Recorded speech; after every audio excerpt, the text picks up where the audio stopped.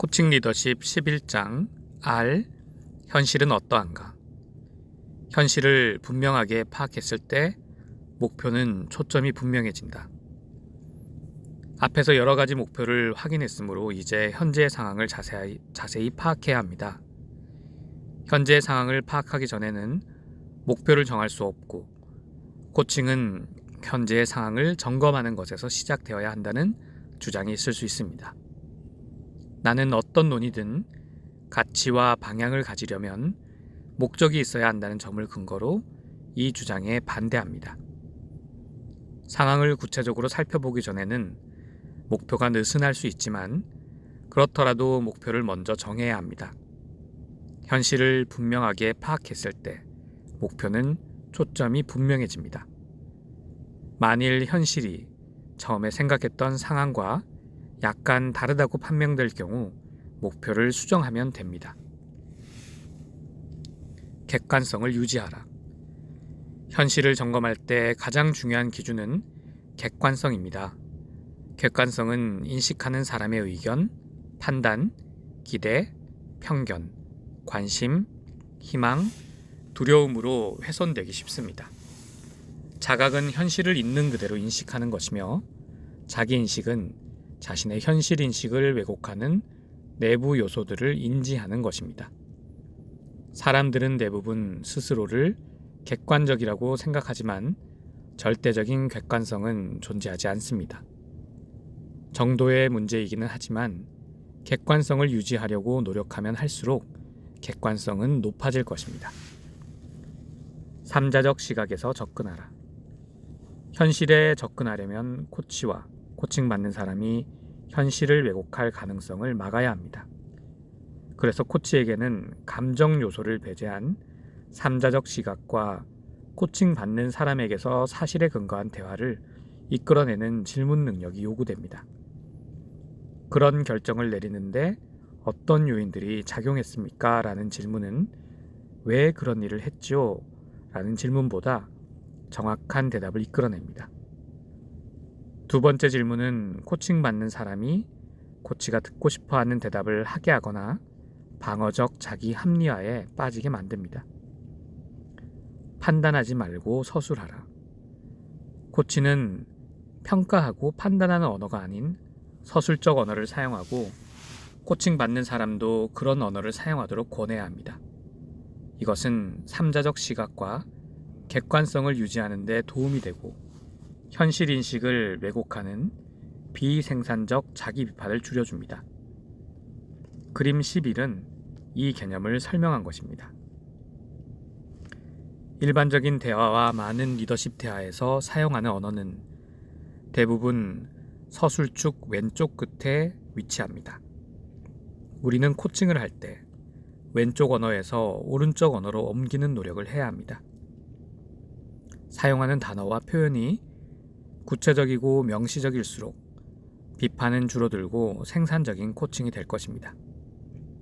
코칭받는 사람이 현실을 파악하기 위한 질문을 스스로에게 할 때 그 질문은 가장 솔직한 자기평가 수단이 됩니다. 현실을 파악하는 질문은 어느 상황에서든 아주 중요합니다. 더 깊은 자각 수준.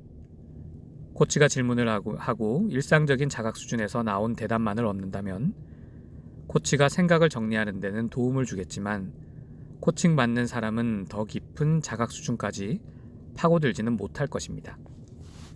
코칭받는 사람은 대답하기 전에 잠시 멈추고 생각할 때 아마 눈을 치켜뜰 것입니다. 그때 자각이 일어나고 있는 것입니다. 코칭받는 사람은 정보 검색을 위해 깊은 의식 세계로 뛰어듭니다. 그것은 답을 찾기 위해 내면의 파일 캐비닛을 뒤지는 것과 같습니다. 답을 찾았으면 이 새로운 자각은 의식 위로 떠오르고 코칭받는 사람은 강해집니다. 우리는 자각하고 있으면 상황에 대해 선택하고 통제할 수단이 있지만, 자각하지 못하면 오히려 우리가 상황에 의해 통제받을 것입니다. 코칭받는 사람을 따라가라. 코치는 코칭받는 사람의 관심과 생각의 흐름을 따라가면서 그것이 전체적인 주제와 어떻게 관련되는지 관찰해야 합니다. 그것은 가장 기본적인 코칭 기술입니다. 코칭받는 사람이 문제의 모든 측면을 이야기해주면 코치는 그가 빠뜨렸다고 생각되는 것을 제시해야 합니다. 만일 코칭받는 사람이 주제에서 한참 벗어난다면 이것은 그 목표와 어떤 관계가 있죠? 라고 질문합니다. 그러면 다시 주제로 돌아오든가 주제에서 벗어난 이유를 설명할 것입니다. 어떤 경우이든 코칭받는 사람이 계속 대화를 이끌 수 있게 해줍니다. 동료들 간의 솔직한 대화. 기업에서 리더는 이런 접근 방법을 조정할 필요가 있습니다. 예를 들어 상사인 앨리슨이 피터의 부서에서 드러난 문제점을 조사하고 해결하려 한다고 칩시다. 만일 그녀가 처음부터 문제를 제기한다면 피터는 위협을 느끼고 방어적 자세를 취할 것입니다. 문제를 제기하지 않고 그가 대화를 이끌어가게 하면 그녀가 원하는 문제에 도달하게 될까? 앨리스는 목표에 초점을 맞추고 문제라고 생각하는 것에 대해 판단을 내리지 말아야 합니다. 물론 그것은 상당한 자기 관리를 요구하는 일입니다. 여기서 감성지능이 전문 지식보다 더 중요한 핵심 리더십 특성인 이유를 알 수 있습니다. 앨리스는 이렇게 시작할 수 있습니다. 우리가 머리를 맞대고 두 부서에 대해 알고 있는 것들에 대해 이야기를 나누면 좋겠습니다. 괜찮겠죠? 피터가 고개를 끄덕입니다. 내가 원하는 것은 두 부서가 잘 협력하는 것입니다. 두 부서 사이에서 계속 문제가 발생하고 있는 것으로 알고 있는데 어떻게 생각하나요? 그녀는 비판하지 않고 건설적 접근 방법을 사용함으로써 자신의 판단을 자제했고 피터와 함께 중요한 문제를 해결할 수 있는 환경을 만들었습니다. 직원들이 서로를 위협적 존재가 아니라 조력자로 보기 시작할 때 더 편안한 마음으로 문제를 제기할 것입니다. 그렇게 되면 솔직한 진단과 대화가 가능하고 조기에 해결책을 찾을 수 있습니다. 이와는 반대로 대다수 기업의 만연한 비난의 문화는 그릇된 현실 인식 증후군을 불러오거나 당신이 듣고 싶은 것만 말하고 내게 문제되지 않을 것만 말하는 분위기를 조장할 것입니다. 그런 상황에서는 개선이 단다 해도 그릇된 현실 인식 위에서 이루어질 것입니다. 현명한 코치는 전체적인 조사에서 시작해 코칭받는 사람의 대화를 따라갑니다. 코치는 코칭받는 사람이 어려움을 덜도록 도와주며 코칭받는 사람에게 위협적 존재가 아니라 지지자로서 신뢰를 쌓을 것입니다. 이런 접근 방법은 처음에 나타난 증상에 현혹되지 않고 빠른 시간에 문제의 원인을 파악하는 데 아주 효과적입니다. 문제를 근본적으로 해결하려면 드러난 현상 뒤의 숨은 원인을 찾아서 제거해야 합니다. 감각을 이용하라. 코칭받는 사람이 기차 엔진 조작법과 테니스 라켓 사용법 등 자신이 속한 분야의 새로운 기술을 배우고 있다면 코칭은 느낌, 소리, 모습과 같은 감각적 측면에 초점이 맞춰질 것입니다. 신체적 자각은 자동적인 자기 수정을 가져옵니다. 이 말이 믿어지지 않으면 잠시 눈을 감고 안면 근육의 주의를 집중해 보십시오. 아마 주름진 이마나 경직된 턱이 느껴질 것입니다. 그 느낌을 자각하는 것과 동시에 일종의 해방감을 맛볼 것입니다.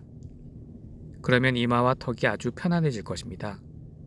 같은 원리가 복잡한 신체적 움직임에도 적용됩니다. 만일 움직이는 신체 부위에 주의를 집중하면 효율성을 저하시키는 긴장감이 느껴졌다가 무의식 중에 사라지고 퍼포먼스 향상을 경험할 것입니다. 이것이 스포츠 분야에서 기술 향상을 위해서 행하는 새로운 코칭 방법의 기본 원리입니다. 내면의 자각은 신체적 효율성을 증대시켜 기술을 향상시킵니다. 이것은 외부에서 내면으로 향하는 기술이 아니라 내면에서 외부로 향하는 기술입니다.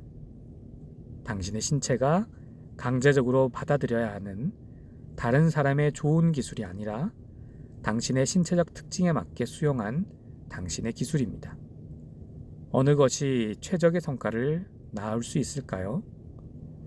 코칭받는 사람이 프리젠테이션의 효과성을 높이기 위해 의사소통법과 같은 새로운 행동을 배우고 있다면 신체적 자각과 내면의 자각이 필요합니다. 이 예에서 코칭받는 사람이 다음과 같은 질문을 통해 최근의 프리젠테이션 경험을 서술하게 하고 현재 상황을 느끼게 하십시오.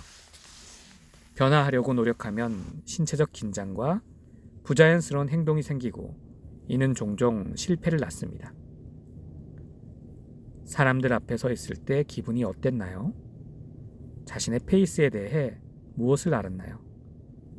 말을 시작할 때 어떤 느낌이었나요? 어느 정도의 자신감이 느껴졌나요? 1에서 10까지 척도로 대답할 것. 호흡은 어땠나요? 첫 마디를 꺼내기 직전에 어떤 생각을 했나요? 어떻게 서 있었나요? 어떤 면이 효과가 있었나요? 신체 언어는 어떠했나요? 코칭 받는 사람에게 어떻게 느꼈는지 말할 기회를 주십시오. 계속 열린 질문을 던지고 대답을 들어보십시오. 조용히 경청하며 진실을 건져 올리십시오. 태도와 성향을 평가하라. 지금 이 순간의 생각, 태도, 성향, 그리고 일반적으로 의식적 접근이 잘 이루어지지 않는 요인들을 검토하기 위해서는 자기 인식이 필요합니다. 인식과의 관계는 어린 시절 지닌 오랜 믿음과 의견의 때때로 영향을 받습니다. 만일 그러한 영향력을 인정하지 않고 그 결과를 고려하지 않으면 우리의 현실 감각은 왜곡될 것입니다. 몸과 마음은 서로 연결되어 있습니다. 대부분의 생각은 감정을 담고 있고 모든 감정은 신체에 반영되며 신체적 감각은 생각을 유발합니다. 따라서 걱정, 장애물, 억압 등은 마음, 신체, 감정을 통해 접근할 수 있으며 항상 그렇지는 않지만 하나를 해결하면 나머지 두 개도 해소됩니다. 예를 들면 신체적 긴장을 확인하거나 과로를 유발하는 감정을 인식하거나 완벽주의와 같은 태도의 문제점을 찾아냄으로써 지속되는 스트레스를 감소시킬 수 있습니다. 이너게임 선수가 내면의 장애물을 제거하거나 감소시킴으로써 성과를 향상시킨다는 티머시 골웨이의 코칭 원칙을 떠올려 보십시오. 너무 깊이 들어가지 말라. 코칭을 할 때 한 가지 주의할 점이 있습니다. 코치는 코칭받는 사람의 숨겨진 욕구와 동기를 예상보다 깊이 파고 들어갈 수 있습니다. 현상이 아닌 원인에 접근하는 것, 그것이 변혁적 코칭의 본질입니다. 코칭은 사무실 사람들 사이의 갈등을 지시와 명령으로 덮어버리는 것 이상을 요구합니다. 그래서 더 좋은 결과를 낳습니다. 하지만 충분한 코칭 훈련을 받지 못했거나 용기가 없다면 손을 떼는 것이 좋습니다. 직원들 간 갈등의 원인이 보다 깊은 곳에 있다고 판단되면 그 문제는 기술을 갖춘 전문가에게 맡기는 것이 좋습니다. 코칭과 상담은 다릅니다. 코칭은 주도적이고 미래지향적인 반면 상담은 대응적이고 과거 지향적입니다. 현실 파악 질문. 현실 파악 질문은 7장에서 소개한 지침에 따라야 합니다. 여기서는 약간 다른 측면에서 접근하겠습니다. 질문은 다음과 같은 내용을 담아야 합니다. 코칭받는 사람이 생각하고 검토하고 살펴보고 참여하게 하기 위해서는 대답을 요구하는 질문을 해야 합니다. 내용이 있는 구체적인 대답을 얻기 위해 초점이 분명한 대답을 요구해야 합니다. 솔직하고 정확한 대답이 되기 위해서는 판단적 대답이 아닌 서술적 대답이 되어야 합니다. 대답은 코치에게 피드백 회로를 제공할 수 있을 정도로 수준과 빈도가 충분해야 합니다. 현실 파악 단계에서 질문은 누가, 언제, 어디서, 무엇을, 얼마나 등의 의문사로 시작해야 합니다. 이미 말했듯이 어떻게와 왜는 특별한 경우나 마땅한 표현이 없을 때 사용합니다. 이 두 단어는 방어적 대답을 유도하지만 다른 의문사는 사실을 추구합니다. 현실 파악 단계에서는 경찰 신문에서처럼 사실이 중요하며 사실 파악 전의 분석은 잘못된 이론을 형성하고 편향된 자료 수집으로 이어질 수 있습니다. 코치는 특히 코칭 받는 사람의 말을 경청하고 행동을 주시해서 다음 질문의 방향을 가늠할 수 있는 모든 단서를 수집해야 합니다. 코치는 상황이 일어난 전체 과정을 알 필요는 없지만 코칭받는 사람이 상황을 잘 알고 있는지는 확인해야 합니다. 이는 코치가 최상의 해답을 제공하기 위해 필요한 모든 사실을 수집하는 데 쓰는 시간보다 적게 들기 때문에 결코 시간 낭비가 아닙니다. 현실 파악 단계에서 빼놓을 수 없는 중요한 질문은 지금까지 이 문제에 대해 어떤 행동을 취했습니까? 그 행동은 어떤 효과가 있었습니까? 와 같은 연속 질문입니다. 이 질문은 행동의 중요성을 강조하고 문제에 대한 생각과 행동 간의 차이를 부각시키는 데 도움이 됩니다. 사람들은 대체로 문제에 대해 오랫동안 생각하지만 그 문제에 대해 어떤 행동을 취했는지 질문을 받았을 때는 자신이 생각만 하고 행동은 취하지 않았다는 사실을 깨닫습니다. 비즈니스 코칭 상황에서의 현실 파악에는 코칭받는 사람이 내면의 현실, 생각, 감정, 믿음, 가치관, 태도는 물론 외부 현실, 조직의 전략, 규정과 프로세스, 정치적 지형, 행동 규범, 문화, 불문율, 세력 관계 등 이런 것에 대해 자각하게 하는 것도 포함됩니다. 조직에서 일하는 사람은 누구나 코칭받는 사람들이 목표를 달성하는 데 도움이 되거나 방해가 되는 사람들과 상황을 포함한 시스템에서 일합니다.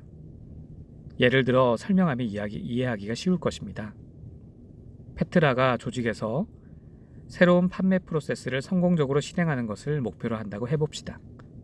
현실을 고려할 때 페트라의 코치는 그녀가 목표와 연관된 외부 현실에서 모든 측면에 대해 자각하게 합니다. 그 자각에는 새로운 프로세스에 영향을 미치는 판매팀의 태도와 행동에 대한 이해, 프로세스 실행을 지원하거나 방해할 수 있는 영향력을 누가 가지고 있는지에 대한 확인, 새로운 프로세스를 사용하는 사람들에게 영향을 미칠 수 있는 판매 처리 불문율 확인, 이 조직이 프로세스 변화에 대하는 방식에 대한 행동 규범의 이해 등이 포함됩니다. 페트라의 코치는 또한 그녀로 하여금 내면의 현실과 관련한 모든 측면들에 대해 자각하게 할 것입니다.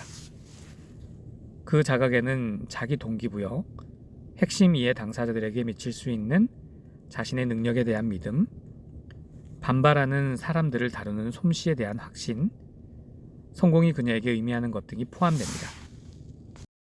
조기 해결. 놀랍게도 현실을 철저하게 조사하면 3, 4단계에 들어가기도 전에 해답을 찾는 경우가 종종 있습니다. 코칭받는 사람은 현실 파악 혹은 목표 설정 단계에서 분명한 행동 방향이 드러나면 유레카라고 외치며 그 일을 하려는 욕구를 갖습니다. 이것의 가치는 코칭받는 사람이 목표 설정과 현실 파악 단계에 충분히 오랫동안 머물면서 성급하게 대안 찾기 단계로 넘어가지 않게 한다는 것입니다. 그러면 현실을 철저하게 파악하기 위해 샘과 그의 상사 미첼 간의 코칭 대화를 다시 살펴보도록 하겠습니다. 코칭받는 사람이 객관성을 유지하면서 상황을 왜곡 없이 있는 그대로 보도록 도와줍니다. 미첼, 당신의 목표 중에는 프로젝트를 정상으로 되돌려 놓는 것도 있습니다. 프로젝트가 현재 정상에서 얼마나 벗어나 있나요? 샘, 사실 정상에서 벗어난 것은 납기를 맞추는 문제밖에 없는데 아직 그것을 시작도 못했습니다. 나머지는 예정대로 잘 되고 있습니다. 코칭받는 사람이 잘한 것을 인식하고 축하하도록 도와줍니다. 미첼, 납기를 맞추는 문제는 잠시 후에 이야기해보죠. 당신은 나머지는 예정대로 잘 되고 있다고 했습니다. 훌륭합니다. 잘했어요. 그렇게 정상으로 돌아가는데 무엇이 도움이 되었나요? 샘. 비즈니스 분석을 맡은 사람들이 정말 열심히 일했고 고객들의 요구에 귀를 기울였습니다. 소프트웨어 개발자들은 조기에 문제를 제기해 시험 가동 단계에서 문제를 해결했고요. 코칭받는 사람의 역할과 공헌, 그 과정에서 자신에 대해 알게 된 것을 일깨워줍니다. 미첼. 당신은 비즈니스 분석 직원들과 소프트웨어 개발자들이 그런 성과를 내는데 어떤 기여를 했나요? 샘. 그들에게 기대하는 것을 분명하게 알려주었고 그들이 직접 상황을 파악할 수 있도록 각 팀에서 파견한 최소한 2명이 고객 회의에 항상 참가하게 했습니다. 그 밖에는 또 무엇을 했습니까? 프로젝트를 시작할 때 진행 상황과 개인의 성과를 어떻게 측정할 것인지 팀 리더들과 합의하고 계약을 맺었습니다. 그리고 또 무엇을 했죠? 각 개인에게 직접 관심을 보여주었고 기대 이상의 성과를 거둔 사람들을 칭찬해 주었습니다. 자각의 범위를 자신에서 다른 사람들, 개인과 팀, 그리고 코칭받는 사람이 속해 있는 시스템으로 확대합니다. 미첼. 배달부서 사람들과 함께 일하는 방식은 다릅니까? 조안과 캐서린이 거기서 일하고 있죠? 샘. 그들은 다른 사람들보다 늦게 프로젝트 팀에 합류했어요. 그들은 미팅에 참가하라는 연락을 받아도 한 번도 나타나지 않았습니다. 그 밖에 또 그들과 일하는 방식은 어떻게 다릅니까? 바백에서 들은 이야기인데요. 그들은 자기 부서에서도 신뢰받지 못하고 있다고 합니다. 그래서 그들이 팀에 합류할 것이란 소식을 듣고 실망했습니다. 나라면 그들을 선발하지 않았을 겁니다. 그런 인식이 당신이 그들을 대하는 방식에 어떤 영향을 미쳤다고 생각하나요? 약간 쌀쌀맞게 됐던 것 같습니다. 솔직히 말해서 팀 내 다른 사람들과는 달리 그들과 함께 시간을 보낸 적이 없습니다. 당신이 그들 입장이라면 당신은 프로젝트 매니저로서 무엇이 필요할 것 같습니까? 명확한 방향과 간섭하지 않고 내 방식대로 그 일을 해나가도록 내버려 두는 것입니다. 조안과 캐서린은 이 프로젝트에서 당신이 그들을 관리하는 방식에 대해 뭐라고 할 것 같나요? 제가 너무 간섭한다고 말할 것입니다. 그들이 프로젝트 매니저인 당신에게서 무엇을 원하는지 알고 있습니까? 자율성과 신뢰, 그리고 소중한 팀원으로 인정받는 것입니다. 당신은 그런 것을 만들어내기 위해 무엇을 해야 합니까?